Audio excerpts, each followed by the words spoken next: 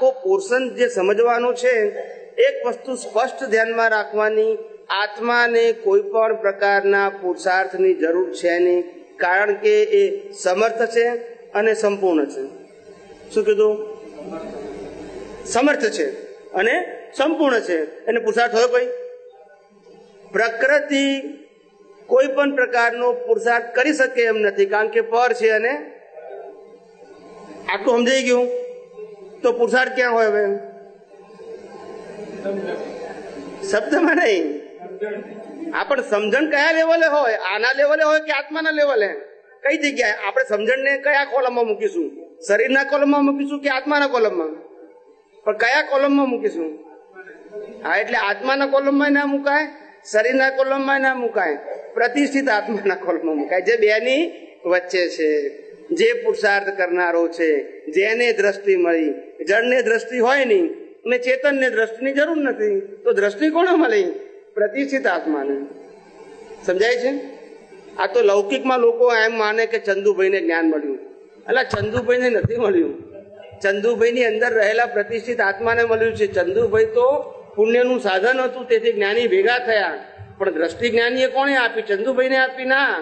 ચંદુભાઈની અંદર રહેલા પ્રતિષ્ઠિત આત્માને, જે અજ્ઞાન રૂપો હતો, એને જ્ઞાન દ્રષ્ટિ આપી, ચંદુભાઈને નથી આપી. ચંદુભાઈ તો જળ આત્મા અને પ્રતિષ્ઠિત આત્મા એમ 3 સબ્જેક્ટ છે. આ જ જ્ઞાની પુરુષ દાદા ભગવાનની અદ્ભુત શોધખોળ છે, બરાબર, જે શાસ્ત્રોમાં નથી. દેહ અને આત્મા 2 જ વસ્તુ છે. એટલે એ લોકો એવું પણ કે મારો આત્મા પાપી છે, મારો આત્મા અજ્ઞાની છે, એવું પણ બોલે. જેને આ 3 વસ્તુનું જ્ઞાન ના હોય તે આવું બોલે. સમજાય છે? જ્ઞાની પુરુષ ના બોલે. આત્મા તો આત્મા છે ને દેહ દેહ છે. પ્રતિષ્ઠિત આત્મા છે, એમાં પુરુષાર્થની કચાશ, જ્ઞાનની કચાશ, સમજણની કચાશ, અનુભવની કચાશ હોઈ શકે. દેહના લેવલે તો કચાશનો સવાલ જ નથી. દેહના લેવલે કોઈ સંપૂર્ણ ના હોય. શું કીધું? 24 તીર્થંકરોમાંથી કોઈ દેહના લેવલે સંપૂર્ણ હોય નહીં. એ તો પર ને પરાધીન છે. કયો ભાગ છે? પર ને પરાધીન. એમાં સંપૂર્ણતા હોય? એટલે ઘણી વાર એવો વિચાર આવતો હતો કે જો શરીરમાંથી આત્મા નીકળી જાય, જળ તો કઈ કરી જ નથી શકતું, તો પછી ગુનો કરનાર કોણ? આત્મા. આત્મા બી નથી, તો પ્રતિષ્ઠિત આત્મા છે એ માનવું પડે. એમ માનવું ના પડે. એ ના સમજો તો સાયન્સ મળે નહીં, છેડા ના મળે નહીં. પછી આ અત્યારે શાસ્ત્રોમાં ધર્મગુરુઓ કે છે ને કે ભગવાનની મરજી વગર પાંદડું ના હાલે. અને બીજી બાજુ તમને એવું બી કે તપ જપ દાન તમારે કરવાના પાછા. એક બાજુ પાંદડું ના હાલે એમ બી કે કરવાનું તમને કે 2 કે હાથે. એટલે ગોળ ગોળ વાત થઈ ગઈ. શું વાત થઈ ગઈ? મારી વાત સમજાય છે? આપણે એમને કે તમે લિસ્ટ આપો, અમે શું કરી શકીએ અને ભગવાન શું કરે છે, લિસ્ટ આપો, તો લિસ્ટ ના આપે ઉપર જાઓ ત્યાં સુધી, કારણ કે ખબર જ નથી. તો પછી એટલે ગોળ ગોળ વાત કર્યા કરે. શું કરે? ગોળ વાત. મારી વાત સમજાય છે? તમે કોઈ પણ સાધુ સંત સંન્યાસીને કહો કે મને પ્રારબ્ધ અને પુરુષાર્થની વ્યાખ્યા આપો. વ્યાખ્યા કહું છું. શું કહું છું? વિવરણ નહીં, એસે નહીં, ડેફિનેશન. ડેફિનેશન 1, 2 કે 3 લીટીમાં હોય. ખ્યાલ આવ્યો? 25 પાનાની ના હોય તો ના આપી શકે. તે ખબર જ નથી ને કોને પ્રારબ્ધ કહેવાય, કોને પુરુષાર્થ કહેવાય, કોને કર્મ કહેવાય, કોને કર્મ ફળ કહેવાય, કોને એક્ઝામ કહેવાય, કોને રિઝલ્ટ કહેવાય, એ ખબર જ નથી. એટલે ગોળ ગોળ વાતો કરે છે. એટલે તો આપણે ગોળ ગોળ ફરતા હતા ને અત્યાર સુધી. આપણે ફરીએ છીએ કેવા? ગોળ ગોળ જ, અંત ના આવે એવા. ના સમજાયું? હલો, જય સચ્ચિદાનંદ. કમલેશ આનંદજી, જય સચ્ચિદાનંદ. જ્યાં તમે અત્યારે વાત કરી કે જ્યાં સુધી આ 3 ભાગની મનમાં જો સિદ્ધાંત પૂરેપૂરો નહીં આવે ત્યાં સુધી હું તો કહું ગમે તેટલો પુરુષાર્થ કરશે કોઈ પણ વ્યક્તિ, એનું કોઈ કામ થવાનું નથી.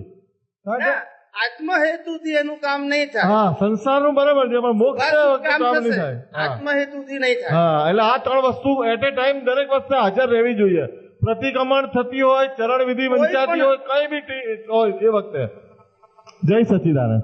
એટલે પુરુષાર્થ લેવલે કોઈ પણ વાત કરીએ તો ખ્યાલ આવવો જોઈએ કે દ્રષ્ટિ પ્રાપ્ત થાય છે પ્રતિષ્ઠિત આત્માને, દ્રષ્ટિ સમજે છે પ્રતિષ્ઠિત આત્મા, દ્રષ્ટિનો ઉપયોગ કરે છે પ્રતિષ્ઠિત આત્મા, અનુભવ પણ થાય છે પ્રતિષ્ઠિત આત્માને, અને વિલય પણ થાય છે પ્રતિષ્ઠિત આત્મા. પ્રકૃતિ તો સ્વભાવથી વિલય પામવાની છે, જ્ઞાની અજ્ઞાની બધાની. એમાં ક્યાં આપણે કરવાનું છે? એ તો વ્યવસ્થિત શક્તિ લઈને જ આયા છે. શું છે? જેનો ટાઈમ થાય પછી બચી શકે, ગમે એટલો પુરુષાર્થ વાળો હોય તો એને લેવા દેવા જ નથી. ના મન વચન કાયા પર ને પરાધીન છે. એ કુદરતની કાનૂનને આધીન છે. શું છે? આપણા કાનૂનને આધીન નથી, આપણી ઈચ્છા શક્તિને આધીન નથી. અને કુદરતનો કાનૂન કોને આધીન છે? આપણા કરેલા કર્મોને આધીન.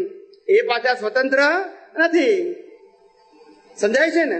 એટલે ઘણા બધા કહે છે કે ભાઈ આ કુદરતના કાનૂનની ક્યાં જરૂર છે? મેં કર્મ બાંધ્યા છે તો મારે ભોગવવાના. મેં કોઈ બાંધ્યા છે એ ખબર છે? તો કે ના. તો ભોગવવાના કેવી રીતે? કોઈ મીડિયા જોઈએ કે નહીં કે તમે બાંધેલા છે ખબર નથી તો ભોગવવાના કોણ આપશે? મીડિયા હોય તે કહેશે ને કે તમે આ કર્મ બાંધ્યા છે એનું ફળ આ છે. એટલે દ્રવ્ય ક્ષેત્ર કાળ ભાવ કોણ ભેગું કરી આપે? કુદરત. એ ના હોય તો કોણ ભેગું કરી આપે? સમજાય છે? આપણે તો નક્કી કર્યું કે મારે આવી વાઈફ જોઈએ આગલા અવતારમાં, પણ એ વાઈફને જન્મ આપો, એને ભણાવી ગણાવી મોટી કરવી, તૈયાર કરવી, એ કોનું કામ છે? કુદરત તૈયાર કરીને જ આપણને આપે, જેવી માંગી હોય તેવી, એઝ પર ધ સ્પેસિફિકેશન. સમજાય છે? એ બધું કુદરત કરાવડાવે, કારણ કે આ ટેન્ડર આપણે ભર્યું છે અને પુણ્યથી આપણે પાસ કરાયું છે. શું છે? એ ટેન્ડર પ્રમાણે માલ સપ્લાય કરવો એનું કામ છે, કુદરતનું કામ છે. એમ કોઈ પણ શુભ ક્રિયા કે અશુભ ક્રિયા જે આપણે બીજમાં નાખી છે એનું ફળ આપવાનું કામ કુદરતનું છે. આપણને તો ખબર જ